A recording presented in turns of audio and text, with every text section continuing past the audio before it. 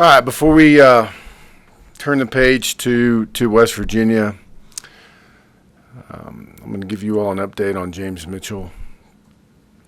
After more evaluation after the game, our medical staff ordered an MRI on him yesterday morning. It turns out he's going to have season-ending knee surgery. We're disappointed for him. I mean, what a great leader, a great young man, not just a great player, but team captain, leadership council member. Just incredibly disappointed for him. I know how much this football team means to him. I mean, that's immediately where his thoughts went. We've had great conversations with his mom and dad, and our medical staff will do a great job taking care of him. James is in a good place. Obviously, he's disappointed, but as we all are. But these things sometimes happen in football, and we've got to do a great job rallying around James. I think he needs us, and we still need him to be a part of this football team. And we've got good depth in that room. James has served as a great leader in that room for many years now, and Gallo and Drake and Blaker and Eller will need to step up and kind of collectively fill that role for us. So I know they'll do a great job. They've been working hard for some time, and James has done a great job serving as a great example for those guys. So onward we move to West Virginia, a rivalry game, a trophy game on the road. Incredible challenge for our football team, not just our first road game, but to play in the environment we're about to go play in against a quality team. Coach Brown's done a great job down there. They're a couple turnovers away from being undefeated, and I know the environment will be electric and emotions will run high. They are really good on the defensive front and really good in the skill positions. It's pretty obvious from watching the film. Explosive on special teams. And we'll have to do a great job. We'll have to have a great week of preparation, kind of in all areas, to get ready for this one. But we're excited for it. We're excited for the opportunity, the challenge to take this team on the road in a hostile environment and see how we can perform. This is part of why you want to play the game is to have a chance to go play in these types of games. And, we're excited to be a part of it.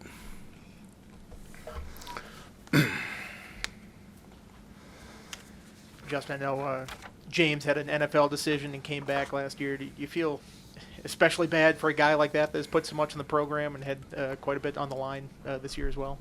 Well, he still has decisions that he can make, and we don't need to worry about that right now. Right now it's about James getting healthy. I make no bones about it. I think the world of James Mitchell and his family. So, right now his thoughts are centered on this football team, having this surgery and getting healthy.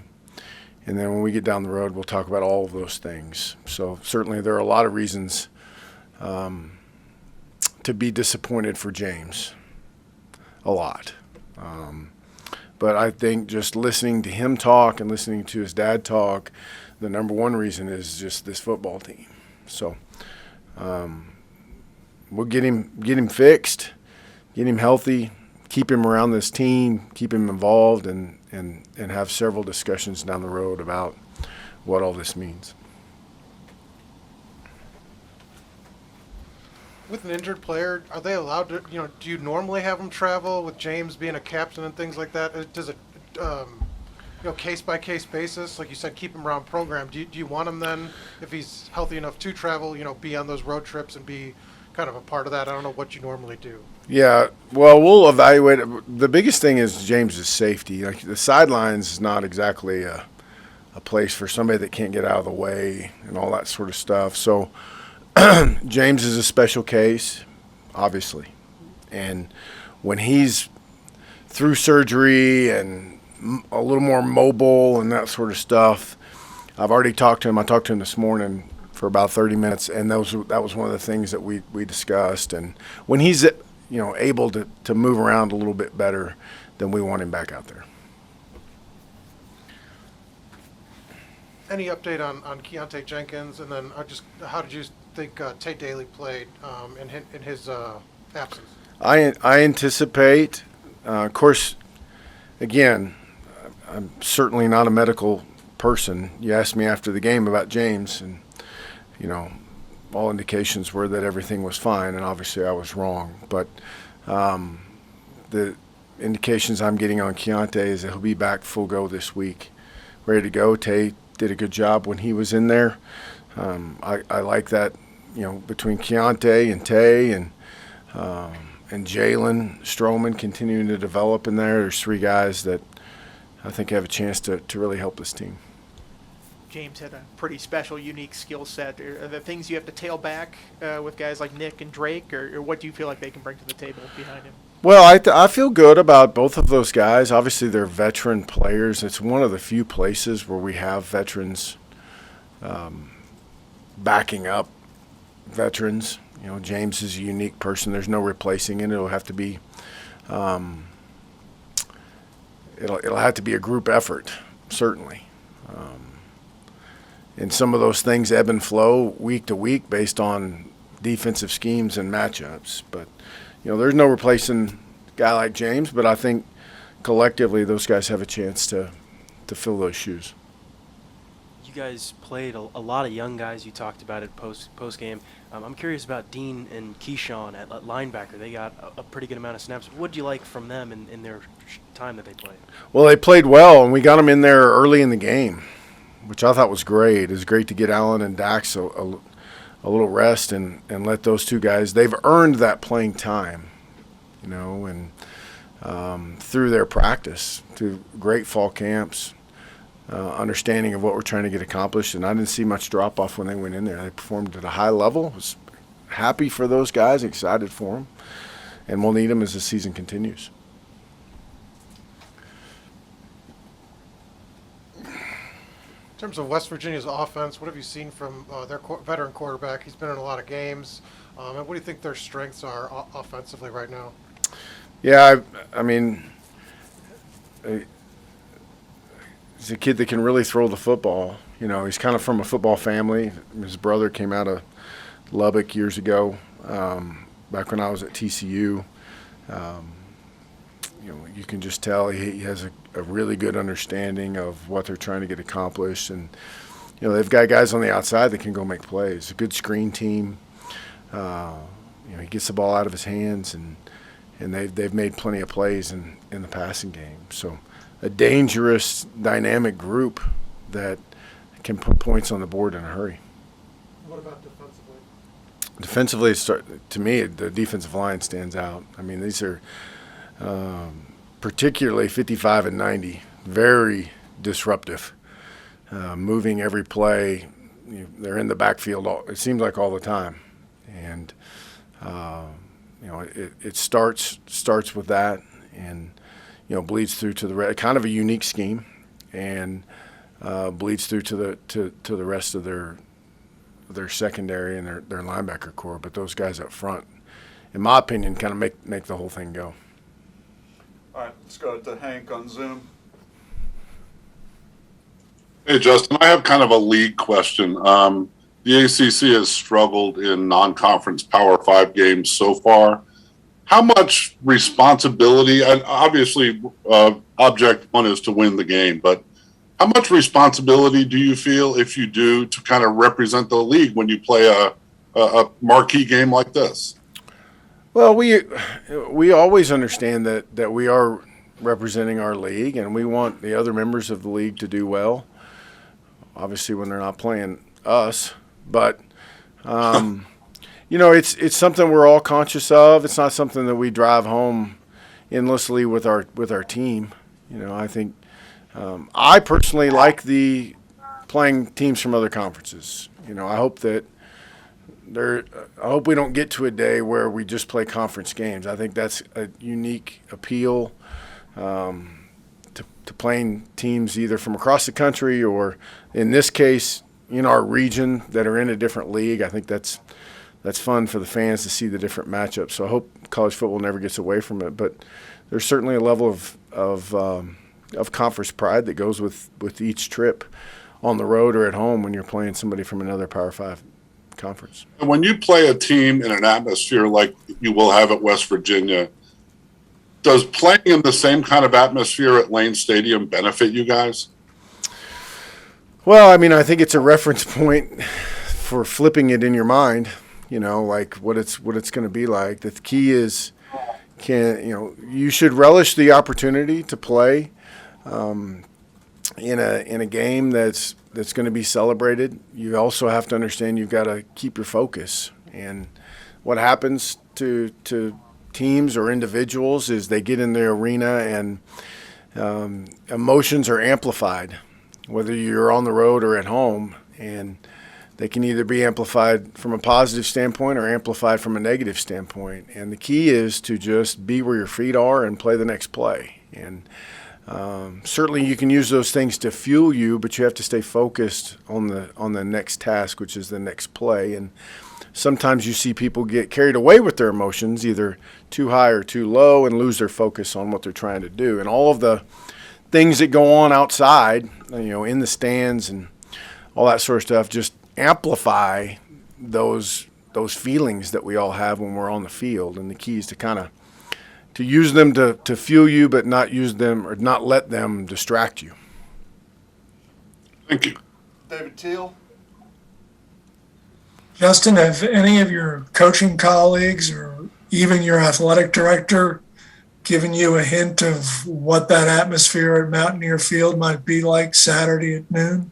Yeah, I think we have a good understanding. We have several guys that have played in this rivalry. It's kind of an interesting rivalry. It's a rivalry that the players that are playing in the game don't have a lot of context to the rivalry, right? Because it's not a recent one. Obviously, we played in 17 on a neutral field, but it's been a little dormant for a little while, at least for recent history. So I think it's incumbent upon us to educate our guys about what it is like and what it was. And we've got several former players that have been involved in the rivalry on our staff in various capacities that can help inform myself and our football team what it's going to be like. And you mentioned the dynamic nature of West Virginia, and that includes special teams.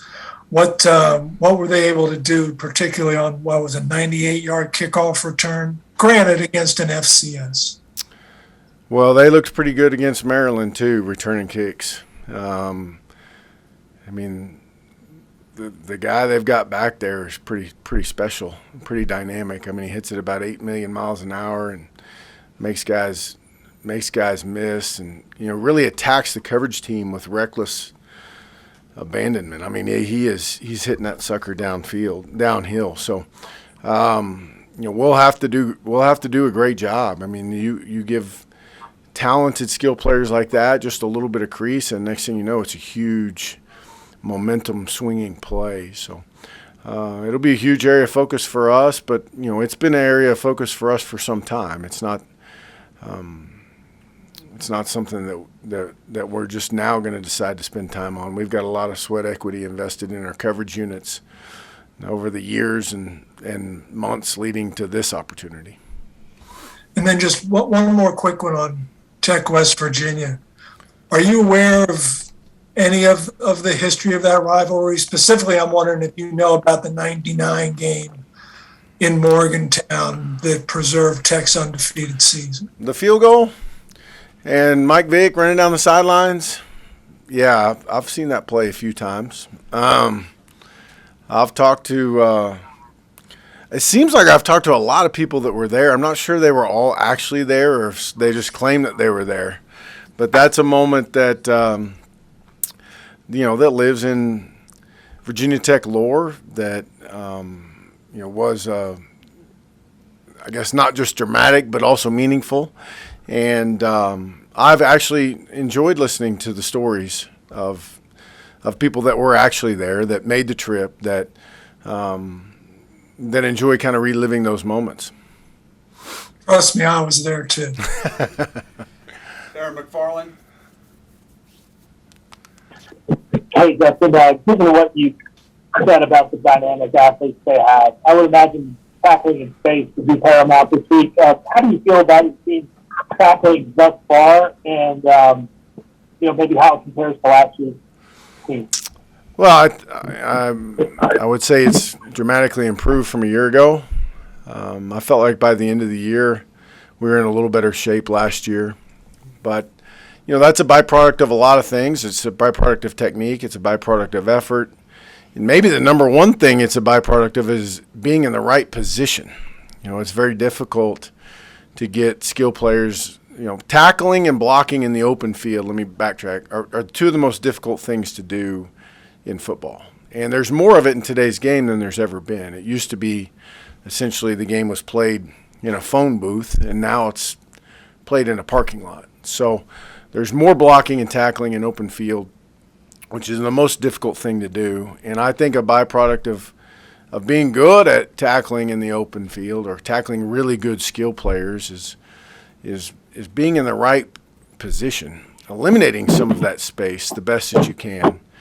And then there's some obvious technique involved in that. So I think we've made improvement. It's something we work on every single week, even during the season, not versus live people, but it's been a point of emphasis throughout the spring, throughout fall camp, and it'll certainly be put to the test this week.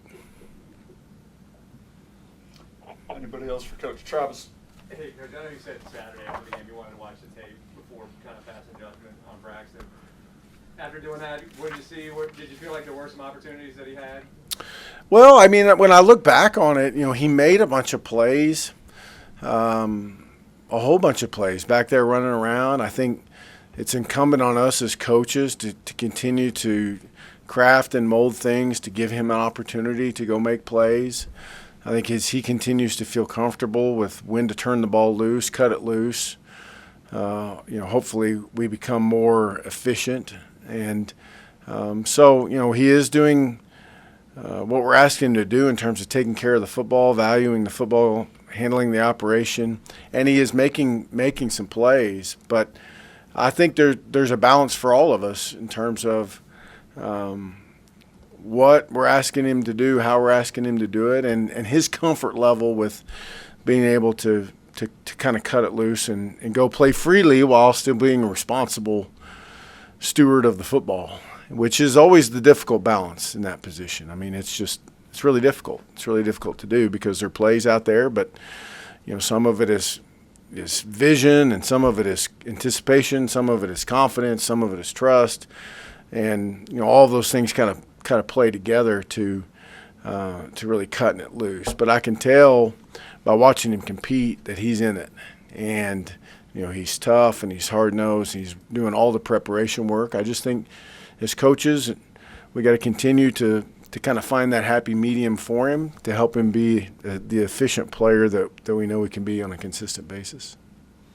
Hey, Coach, we've been talking about the atmosphere of West Virginia this morning. This is really your first true road game since the pandemic, with fans all around you not rooting for you. What do you tell your kids to handle that? Because it's been a while. Well, you're right, it will, and we'll need to do some work simulating some of that this week. But it has been a while, and I think the key is the things that we talked about earlier in terms of we should relish the opportunity to play in a game like this with the tradition that these two teams have, with the not just a trophy, but the things that are at stake in this game. It's awesome opportunities. This is why you do all that work in the off season. So we should relish the opportunity, but we also have to understand we can't get carried away with it. And when you play on the road in a hostile environment, it just enhances all your feelings, all your emotions. And sometimes you can be up by 14 and the other team can kick a field goal, and it sounds like and feels like you're down by 21.